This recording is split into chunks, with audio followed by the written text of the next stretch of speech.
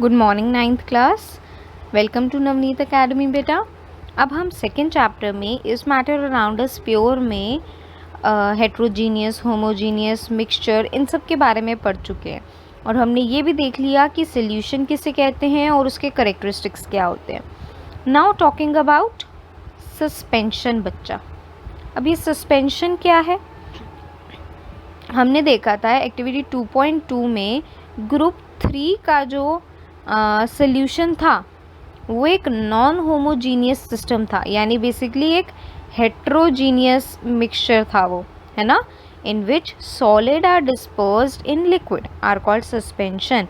यानी जिस मिक्सचर में, जिस लिक्विड में क्या होता है, सॉलिड जो हैं वो लिक्विड के अंदर डिस्पर्स्ड होते हैं, उन्हें क्या बोलते हैं हम? सस्पेंशन बोलते हैं। A suspension is a heterogeneous mixture in which the solute particles do not dissolve but remain suspended throughout the bulk of a medium. जैसे you can take example of what? रुको, आप एक ग्लास लीजिए of water और अगर sand available है, मिट्टी available है तो आप सैंड ले लीजिए, otherwise you can take chalk powder also. Okay, chalk को क्रश कर लो, पाउडर बन जाएगा उसका। अब आप जब सैंड या फिर चॉक पाउडर को डालोगे एक ग्लास फुल ऑफ वाटर में, so what you will notice that the particles यानी द सोल्यूट सैंड और chalk do not dissolve in that water but remain suspended, नीचे की तरफ ही रहेंगे, पूरी तरीके से डिजॉल्व नहीं हो पाते हैं। ठीक है, अब ये जो सस्पेंशन मिक्सचर होता है हमारा, इसके पार्टिकल्स जो हैं, देखो क्या लिखा हुआ है, particles of suspension are visible to the naked eyes, यानी हम अपनी आंखों से देख सकते हैं और आप चॉक पाउडर या सैंड को मिक्स होते हुए देख सकते हैं। जब उसके जो माइन्यूट पार्टिकल्स होंगे वो तो थोड़े बहुत मिक्स हो जाएंगे, बट जो बड़े पार्टिकल्स होंगे वो ग्लास के नीचे ही सारे सस्पेंड हो जाएंगे। ठीक है, अब प्रॉपर्टीज ऑफ सस्पेंशन कैसे पता चलेगा मुझे कि ये सस्पेंशन सोल्यूशन है? नंबर फर्स्ट थिंग, वो हेट्रोजीनियस मिक्सचर होगा। Yes, next, the particles of suspension can be seen by our naked eyes, हम अपनी आंखों से देख सकते हैं उसे। Next is the particles of suspension scatter a beam of light passing through it and make it paths visible, यानी हमने जो टिंडल इफेक्ट पढ़ा था वो इसके अंदर शो होगा। And the solute particles settle down when the suspension is left undisturbed, that is suspension is unstable. Okay, and they can be separated from the mixture by the process of filtration. When the particles settle down, the suspension breaks and it do not scatter light anymore. और उसके बाद इस line को ध्यान से समझना। अब आपने क्या देखा था कि जो सस्पेंशन होता है अगर आप उसको अनडिस्टर्ब रख दो, दैट मीन्स ये सस्पेंशन मिक्सचर है मेरा, इसके अंदर मैंने चॉक पाउडर को डाला है। अब जब आप इसको अनडिस्टर्ब रख दोगे ना बेटा, तो सारा का सारा चॉक पाउडर नीचे सेटल हो जाएगा। ठीक है, अब जब आप इसको फिल्टर करोगे विद द हेल्प ऑफ छन्नी और you can say filter paper, कुछ भी ले सकते हैं आप। ठीक है, तो जब आप इसको फिल्टर करोगे तो वाटर अलग हो जाएगा और आपका चॉक पाउडर अलग हो जाएगा। So, suspension can be separated by the process of filtration.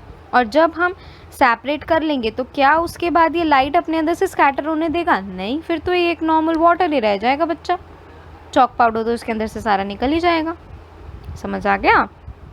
तो बेसिकली सस्पेंशन क्या होता है? वो एक हेट्रोजीनियस मिक्सचर होता है, उसे हम अपनी नेकेड आइज से देख सकते हैं और ये लाइट को स्कैटर करने देता है और ये किससे? By the process of filtration हम सेपरेट कर सकते हैं। Okay, now moving further, what is a colloidal solution?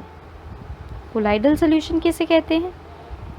देखो, हमने एक्टिविटी 2.2 में जो ग्रुप डी ने मिक्सचर बनाया था उसे हम कोलाइड या फिर कोलाइडल सोल्यूशन कहते हैं। The particles of colloid are uniformly spread throughout the solution. Due to the relative smaller size of the particle as compared to that of a suspension, the mixture appears to be homogeneous. But actually, the colloidal solution is a heterogeneous mixture. जैसे milk, milk कैसे? क्या milk में आपको नज़र आता है कि अगर मैं इस ग्लास में एक मिल्क ले लूँ, ये ग्लास फुल ऑफ मिल्क है बेसिकली, तो इसके अंदर आपको नज़र आता है यहाँ पे कि इसके अंदर इतना वाटर है, यहाँ पर इतना सा फैट है, इतना सा इसके अंदर क्रीम है, नज़र आता है? नो। जो आपके कोलाइडल सॉल्यूशन होते हैं ना बेटा, उसके पार्टिकल्स ही इतने स्मॉल होते हैं कि वो हमें लगता है कि एक होमोजीनियस मिक्सचर है, कि पूरी तरीके से यूनिफॉर्मिटी है उसके अंदर, बट एक्चुअली कभी भी कोलाइडल सॉल्यूशन आपका होमोजीनियस मिक्सचर नहीं होता, वो हेट्रोजीनियस मिक्सचर ही होता है, ठीक है। बट हमें अपीयर क्यों होता है वो होमोजीनियस? क्योंकि उसके जो पार्टिकल्स होते हैं वो बहुत ही ज़्यादा स्मॉल होते हैं इन साइज, ठीक है। Now because of the small size of colloidal particles we can not see them with naked eyes, हम अपनी नेकेड आइज से उसे नहीं दे सकते हैं, but these particles can easily scatter a beam of light visible light as observed in activity 2.2। हमने ये पढ़ लिया था कि सी और डी में से क्या हो जाएगा, स्कैटर हो जाएगी लाइट, जबकि ए और बी में से स्कैटर नहीं होगी। Now this scattering of beam is called as Tyndall effect after the name of a scientist who discovered this, ठीक है, और उनका नाम टिंडल था बेसिकली, तो इसीलिए उनके नाम पर, उनकी याद में इस इफेक्ट का नाम टिंडल इफेक्ट रख दिया गया, okay. Now Tyndall effect can also be observed when a fine beam of light enters a room through a hole. This happens due to the scatter of light by the particles of dust and smoke in the air. आपने देखा होगा बेटा कि जब you can take example of a tree also. आप tree का example भी ले सकते हैं। ट्री की जो लीव्स होती है ना बेटा, ये एक ट्री है मेरे पास, अब इन ट्री की लीव्स में जो जगह होती है, जैसे यहाँ पर 2 लीव्स हैं मेरे पास, अब ये जो स्पेस है, यहाँ से सन की जो रेज़ हैं वो आई, इस स्पेस से वो नीचे आई सारी ऐसी रेज़। अब ये जो नीचे ग्राउंड पर पड़ी, ये क्या करती है कि ये टिंडल इफेक्ट शो करती है, यानी यहाँ पर जितने भी सारे पार्टिकल्स थे, कहाँ पे, वेट अ सेकेंड, ये जितने भी सारे यहाँ पर पार्टिकल्स थे, इन सभी पार्टिकल्स को स्कैटर करके, इनसे टकरा कर, इनको इनकी स्पेस से हटा कर, ये रेज जो हैं वो कहाँ पर पड़ी, ये जो ग्राउंड पोर्शन है मेरा, समझ आ गया। Even you can take example of canopy, forest में होती है ना कि भाई क्या होता है, ये जब 2 ट्रीज एक दूसरे से के पास होते हैं और जो स्पेस होता है उनके बीच में, ठीक है, वहाँ से भी क्या होता है, और इवन लीव्स के अंदर भी जो स्पेस होता है, फॉरेस्ट के फ्लोर पर ये जो सन की रेज होती हैं आपकी, वो टिंडल इफेक्ट शो करती हैं। जब यहाँ पर पड़ती है तो वो पार्टिकल्स को स्कैटर कर कर नीचे ग्राउंड पे पड़ती है रेज, ठीक है, इसको हम बेसिकली टिंडल इफेक्ट कहते हैं। ये देखो यहाँ पर शो किया गया है ना, यहाँ पर क्या दे रखा है आपको, फर्स्ट वन हमारा ए जो है वो एक सॉल्यूशन है, और हमने देखा था लास्ट वीडियो में कि सॉल्यूशन जो है उसके पार्टिकल्स बहुत ज़्यादा स्मॉल होते हैं, दैट्स वाई वो टिंडल इफेक्ट शो नहीं करता। देखो जो बीम है लाइट की, वो क्या हो रही है, यहाँ से बिल्कुल आर पार हो गई, बाहर निकल गई, वहीं पर ही जो पाथ ऑफ लाइट है हमें विजिबल होता है, किस में बताइए, यस, कोलाइडल सॉल्यूशन में और सस्पेंशन में, दोनों में, ठीक है। ये टिंडल इफेक्ट शो करता है बेसिकली। सी वही चीज़ जो मैंने अभी आपको समझाई कैनोपीज वाला, Tyndall effect can be observe When sunlight passes through the canopy of a dense forest, यानी ये घने जंगल में जब कैनोपी बनती है तो उसमें भी हम देख सकते हैं Tyndall effect. In the forest, mist contain tiny droplets of water which act as a particle of colloidal dispersed in the air. और इसी से ही जो वो इन पार्टिकल्स पे क्या होते हैं, पड़ती है सन की रेज, तो इसे स्कैटर करके Tyndall इफेक्ट देते हैं. ओके, आगे बढ़ते हैं कि प्रॉपर्टीज़ क्या होती हैं इस कोलाइडल सॉल्यूशन की, देखते हैं. आओ. Now the first, a colloid is a heterogeneous mixture. कैसा होता है ये? हेट्रोजीनियस होता है, हमने अभी देखा. हाँ, इसके पार्टिकल्स जो हैं वो थोड़े स्मॉल ज़रूर होते हैं as compare to the suspension, but हाँ ये दिखने में होमोजीनियस लगता है, बट एग्जैक्टली ये होता है heterogeneous. The size of a particles of a colloid is too small to be individually seen by our naked eyes. यानी ये हमारे सस्पेंशन की तरह नहीं है जिसको हम नेकेड आइज से देख सकते हैं. ठीक है, ये जो कोलाइडल सोल्यूशन होता है इसको हम अपनी नेकेड आइज से नहीं देख सकते.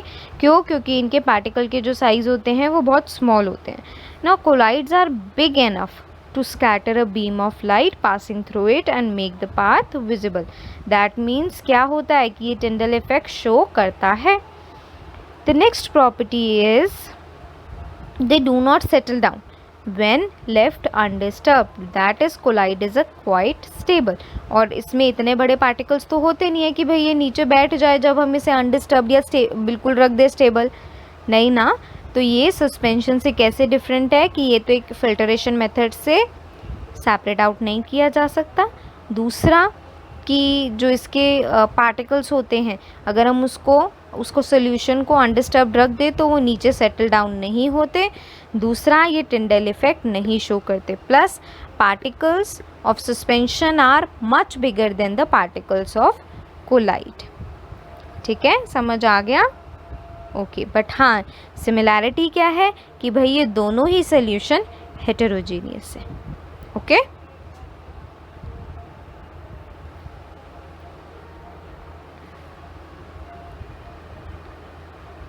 see, they cannot be separated from the mixture by the process of filtration. जैसे कि सस्पेंशन में होता था वैसे इसमें नहीं होता है. But special technique of separation known as centrifugation, जो कि हम आगे करेंगे एक्टिविटी 2.5 में, उससे हम कोलाइडल के पार्टिकल्स को सेपरेट कर सकते हैं. Okay, now moving further, the components of colloidal solution are dispersed phase and the dispersion medium, and the solute-like component or the dispersed particle in the colloid form a dispersed phase, and the component in which the dispersed phase is suspended is known as dispersing medium. Basically इस line का मतलब क्या है समझाती हूँ. इसको एक diagram के थ्रू समझने की कोशिश करते हैं. आइए,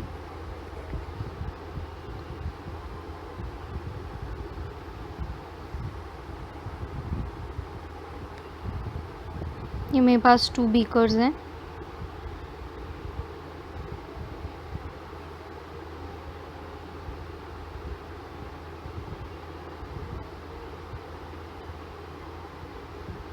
ये पिंक इसके अंदर क्या है? सॉल्यूट है.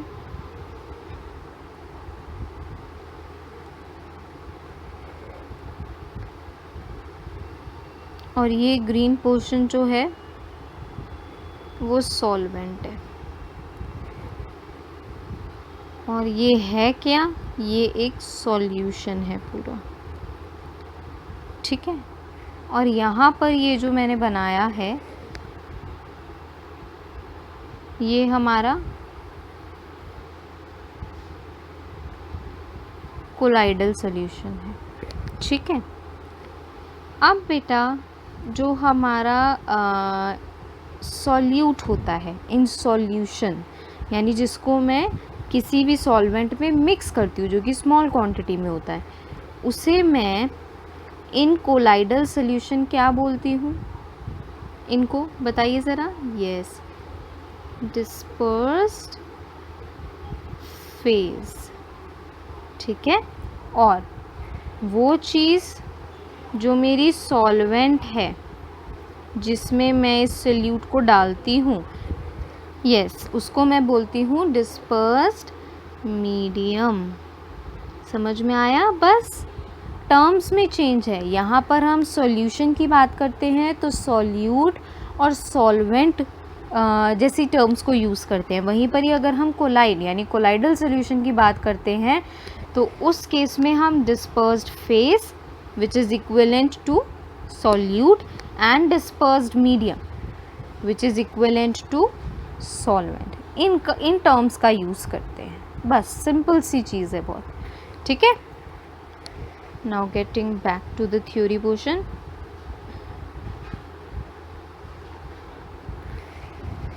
सी बहुत सिंपल लैंग्वेज में दे रखा है, इसको अब दोबारा समझने की कोशिश करते हैं। तो components of a colloidal solution क्या होते हैं कोलाइडल सॉल्यूशन के? जैसे सॉल्यूशन, खाली सॉल्यूशन के मैं कंपोनेंट्स लेती हूँ तो किसको लेती हूँ?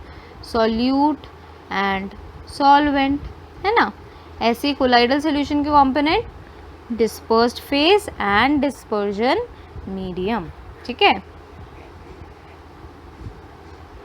Now the solute like components or the dispersed particle in the collide form the dispersed phase, यानी जो हमारा solute like component होता है वो जिन particles को हम उस colloidal solution में mix करते हैं, and the component in which the dispersed phase is suspended, जिसके अंदर हमें डालना होता है वो, उसे हम dispersing medium कहते हैं। Now colloidals are classified according to the state, यानी उन्हें क्लासीफाई किया गया है 3 स्टेट्स में जो हमारी होती हैं, solid, liquid and gas, of the dispersing medium and the dispersal phase. उसके कुछ एग्जांपल्स आपको दे रखे हैं। दैट मीन्स कि डिस्पर्जल फेज और हमारा डिस्पर्जिंग मीडियम सॉलिड है, लिक्विड है या गैस है, इसके बेसिस पे क्लासीफाई किया गया है। उसको भी देख लेते हैं, आ जाओ। See, there are some examples. देखो क्या दे रखा है इन्होंने।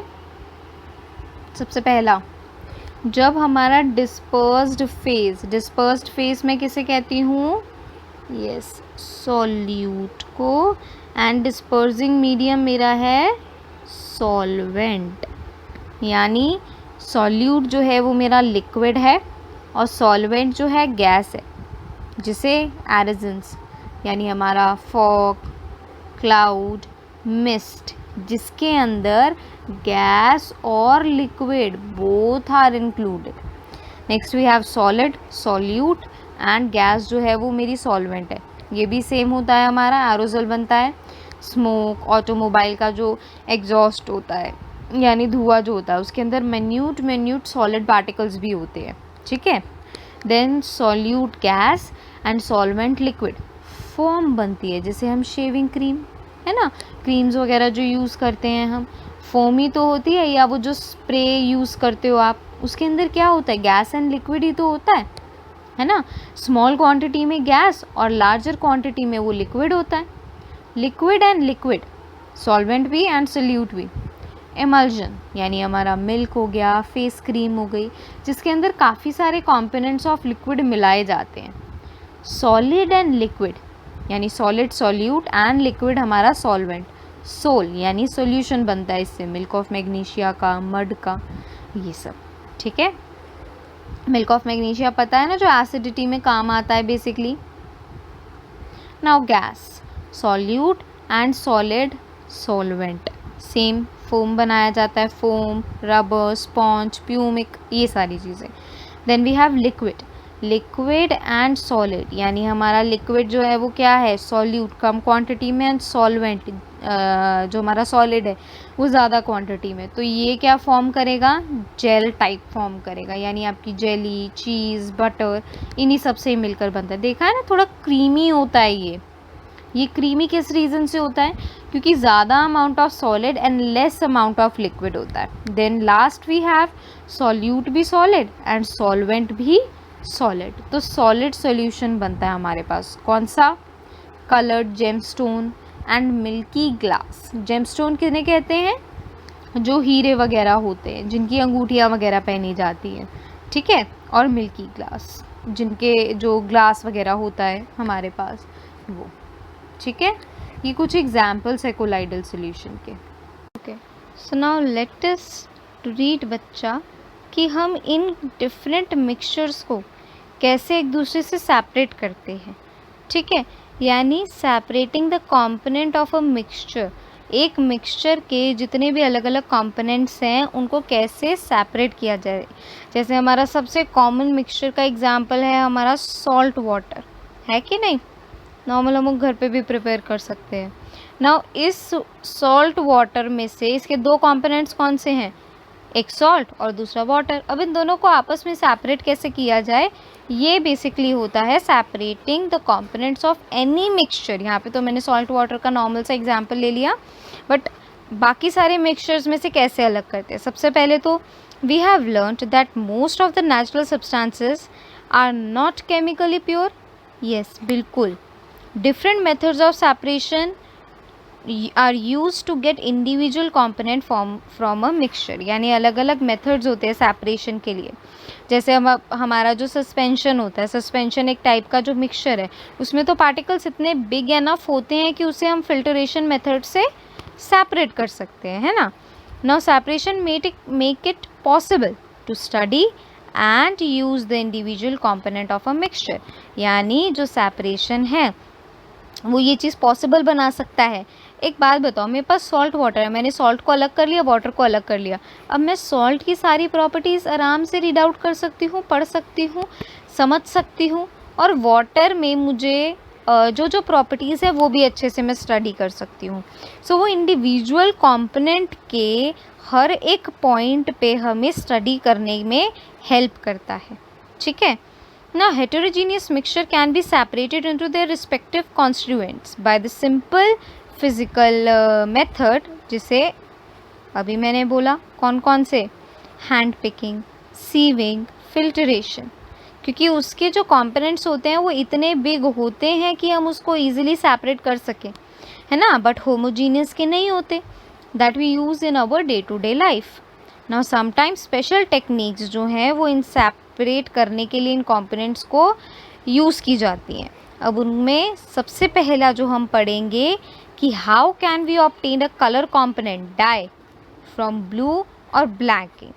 यानी ये जो डाई होती है, जिसमें जैसे आपकी मम्मा वगैरह क्या करती हैं, चुन्नियों वगैरह पे डाई कराती है ना, या ये इंक जो आपके पेन्स वगैरह में होती है, ये इंक किन कलर्स में ऑब्टेन होती है और उनका डाइंग एजेंट क्या होता है, अब इसमें हम ये पढ़ेंगे।